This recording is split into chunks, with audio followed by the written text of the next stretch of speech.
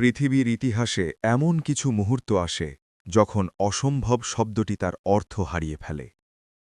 আজ আপনাদের শোনাব তেমনই এক রাতের গল্প। এমন এক রাত যা ভোর হওয়ার আগেই পাল্টে দিয়েছিল পৃথিবীর মানচিত্র। সাল ১৪৫৩, স্থান কনস্ট্যান্টিনোপল, আজকের ইস্তাম্বুল।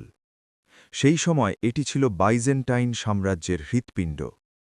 হাজার বছর ধরে এই শহরটি ছিল অপরাজেয়। এর বিশাল প্রাচীর আর ভৌগোলিক অবস্থান একে করে তুলেছিল অভেদ্য দুর্গ। কেউ এই শহর দখল করতে পারেনি।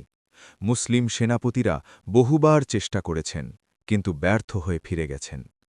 কারণ রসূলুল্লাহ সাল্লাল্লাহু আলাইহি ওয়াসাল্লামের সেই ভবিষ্যৎবাণী, নিশ্চয়ই কনস্ট্যান্টিনোপল বিজিত হবে।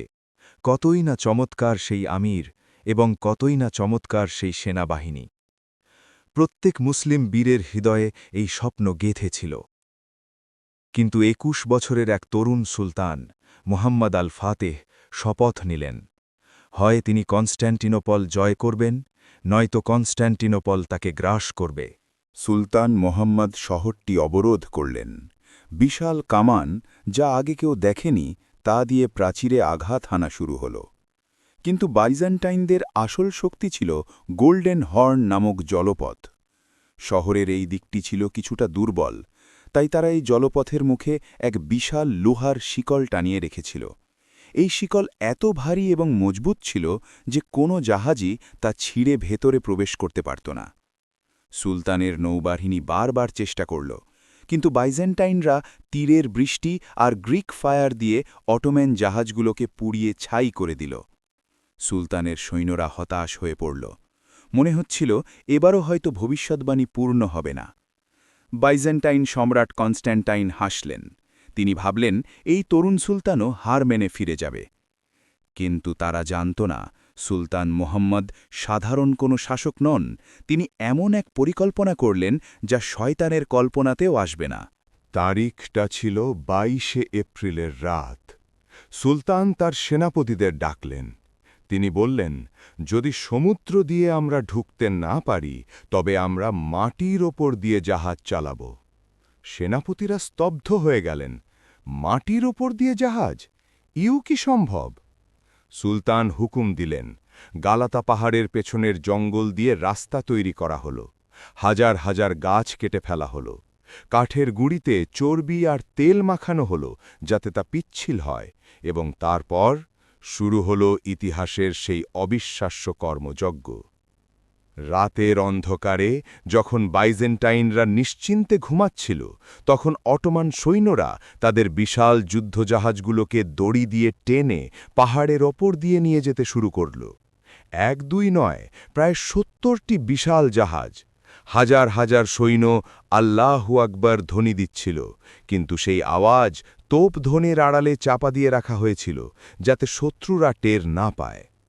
কল্পনা করুন দৃশ্যটি, বিশাল সব জাহাজ বনের ভেতর দিয়ে পাহাড় ডিঙিয়ে চলছে।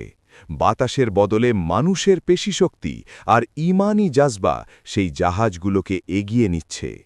সারা রাত ধরে চলল এই অসম্ভব অভিযান। পরদিন সকাল, বাইজেন্টাইন প্রহরীরা গোল্ডেন হর্নের দিকে তাকাল। তাদের চোখ কপালে উঠল। তারা দেখল, যেই উপসাগর গতকালও তাদের দখলে ছিল, আজ সেখানে অটোমানদের ৭০টি জাহাজ নোঙর করে আছে। শিকল অক্ষত, অথচ শত্রু ভেতরে। কিভাবে সম্ভব? আকাশ থেকে কি জাহাজগুলো পড়ল? শহর জুড়ে আতঙ্ক ছড়িয়ে পড়ল। বাইজেন্টাইনদের মনোবল মুহূর্তেই ভেঙে চুরমার হয়ে গেল। তারা বুঝল, এই সেনাপতি সাধারণ মানুষ নন, তার সাথে খোদাই মদদ রয়েছে। প্রাচীরের এক পাশ সুরক্ষিত ছিল, এখন তাদের ২ ফ্রন্টে যুদ্ধ করতে হবে। সুলতান মোহাম্মদ আল ফাতিহ ঘোড়ার পিঠে চড়ে সৈন্যদের নির্দেশ দিলেন, হে আমার সৈন্যরা, আজ সেই দিন যার জন্য শতাব্দীর পর শতাব্দী অপেক্ষা করা হয়েছে। জান্নাত তোমাদের ছায়ায় অপেক্ষা করছে। ২৯ মে ১৪৫৩, শেষ আক্রমণ শুরু হল। বাইজেন্টাইন সম্রাট বীরের মতো লড়লেন, কিন্তু অটোমানদের তুফান ঠেকানো গেল না। সুলতান মোহাম্মদ আল ফাতেহ বিজয়ী বেশে শহরে প্রবেশ করলেন, কিন্তু তিনি কোনো লুটতারাজ করলেন না, রক্তগঙ্গা বইয়ে দিলেন না। তিনি সোজা চলে গেলেন আয়া সোফিয়াতে। মাটির ধুলো কপালে মেখে সিজদায় লুটিয়ে পড়লেন, শুকরিয়া আদায় করলেন আল্লাহ। তিনি ঘোষণা দিলেন, এই শহরের প্রতিটি নাগরিক, তা সে মুসলিম হোক বা খ্রিস্টান, আজ থেকে নিরাপদ। তিনি তাদের ধর্মীয় স্বাধীনতা দিলেন। ২১ বছরের সেই তরুণ সুলতান প্রমাণ করলেন, ইচ্ছাশক্তি আর আল্লাহর ওপর ভরসা থাকলে পাহাড় ডিঙিয়েও জাহাজ চালানো সম্ভব। তিনি হলেন আল ফাতেহ বা বিজেতা। আজও বসফরাসের তীরে দাঁড়ালে বাতাসের কানে কানে শোনা যায় সেই রাতের গল্প, যে রাতে বিশ্বাস হারিয়েছিল যুক্তিকে আর জন্ম হয়েছিল এক নতুন ইতিহাসের।